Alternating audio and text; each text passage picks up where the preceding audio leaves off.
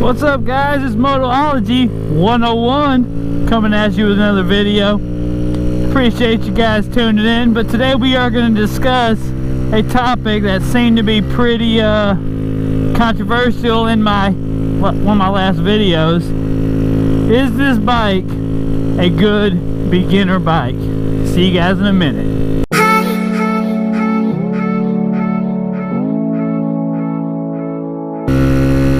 So if you guys watched my last video, one of my last videos, I did the why is the Z125 so popular, and very briefly in that video I kind of talk about the fact that I do not believe this is a good beginner bike. And I had some people get on there that were a little bit, they weren't like mad or anything, they just didn't agree with me. Two guys in particular that kind of discussed with me why they disagree with my statement, and we kind of talked it through, shared the reason why I believed it, and this and the other. Our conversation was in the is in the comments of that video, but I gotta hand it to them. They were awesome guys, great character, did not agree with my statement. We discussed it, we talked about it. They weren't the trolls that you normally see on YouTube videos, and I greatly appreciate that.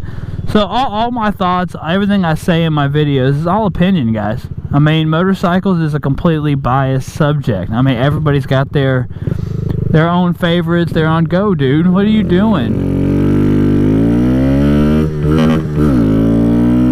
Everybody's got their own. I don't know what my bike's doing. It's like difficult to shift into second sometimes. But anyways, I think it may be because I bent this freaking shifter down here one day while I was in the woods, doing what, you know, what a Grom or a Z's made for. You know what I'm saying? Off-road riding, not exactly what it's made for, but it can do it, which is one of the big reasons why you should buy one of these bikes. But so everybody, you know, kind of disagreed with my statement, and you know, some people didn't disagree with it, but so I kind of wanted to do a video on why I believe what I believe.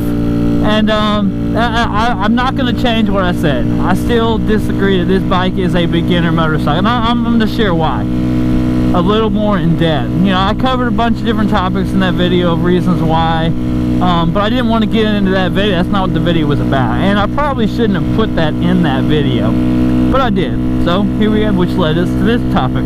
The question is, what is your end goal in riding? Like, what are you wanting to do? What kind of bikes are you wanting to ride? What are you wanting to do with the bikes? And if your main goal is to eventually get to a 600 or 1000cc motorcycle, and be mindful, my whole topic is all on sport bikes, okay? It's the subject of sport bikes, not cruisers. That's a whole different topic. But if your main goal is to step up to, is in the 600 class or a 1000cc bike, this bike is way down there at the bottom. Way down there at the bottom.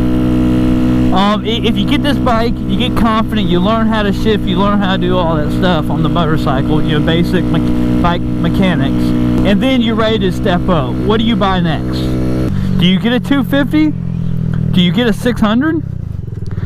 So my statements are, you know, if your end goal is a 600 or 1000, you've got a 125, 250, 600, 1000. That's 4 motorcycles you have to buy to get to that end goal.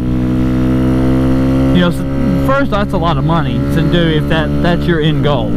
Or secondly, if you get this bike and then you step up to a 250, there's going to be a slight learning curve, just because of this bike handles way different than a 250. You also have the power difference that you're going to have to get comfortable with as well. But I will say this, if you've been riding for a while, you're confident on the Z125, you are going to progress really fast on the 250. You're going to have to get comfortable, you're going to have to, it's going to be a little bit different of a ride, but you're going to progress really fast on that bike if you've been riding on the Z or the Grom for a while. You're going to progress really fast, and then you're going to go, man, I really wish I got bought a 600. Really wish I bought a 600, but if you were to go from this to a 600, that confidence that you developed on this, if you take any of that confidence, I think there's a good chance that you're possibly going to get hurt on it. Only because the throttle response on that 600 And any of you guys that do ride Groms or Zs, I'm gonna go down to the light and turn down there. I don't want this car behind me to get me. You know that anytime you shift on this bike, anything you do on me, you gotta punch it. You got to go. Be committed and grab a handful of throttle, because it requires it. You do that on a 600, I am about to.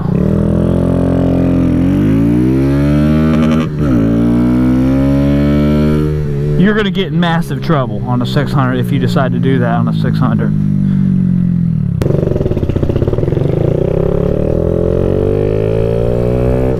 That's kind of my thought process on that. But yeah, if you get a 200 or 250 after this bike, you're just going to progress really fast on that motorcycle. Then you're going to want a 600. But if you were to go from a 125 to a 600, I think that's going to be a little bit too much. You know what? We're going to go on Poplar Springs. I haven't been down that road in a while. Oh, the mirror. I still gotta get a mirror, guys. Gotta get a mirror on this thing. I can turn my head, but I like quick glances too. If you're just getting this bike to learn how to shift, get this bike to learn how to throttle, to learn how to do basic mechanics, to learn how to ride a bike, then it's a great bike for that. But I don't know about buying a $3,000 motorcycle just for that. You know, spending the extra $2,000 and getting a 250. And think about 250s, y'all. I mean, they just hold their value as well. I don't know how many people I know have bought 250s, rode it for a little bit, did a couple of things to the bike, and sold it for almost exactly what they paid for it. Some people have sold it bike for more than they paid for it. You know, they just hold their values if you take care of them. And once again, guys, these are opinions. These are just the way I feel about the subject. It's not at all fact. If you want to buy a Grom or a Z125 for your first motorcycle, do it. If you want to go out and buy you a supercharged H2 as your first motorcycle, do it.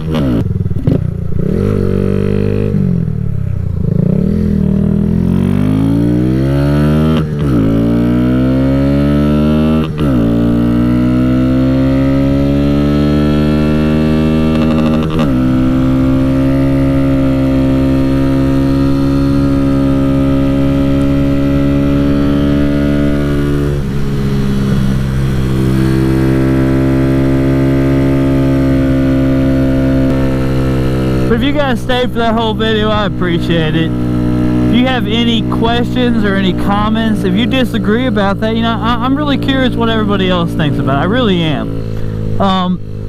So leave your comments down below. Let me know what you think, and I guarantee you I will comment on every comment. That's one thing I want to make sure I do on this channel, especially in the beginning while I still can. Comment on every person's question, every person's comment. I want to know what you guys think.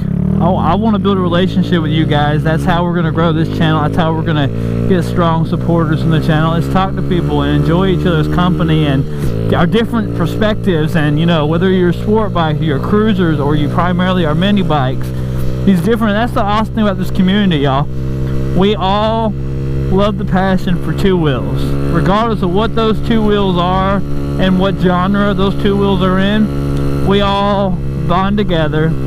We have a similar interest, and we want to share our opinions and our thoughts and our you know. But just be mindful, everything I say on this channel is not fact. It's my opinion. What's up, buddy? But you guys take care, and I'll see you guys on the next one. Peace.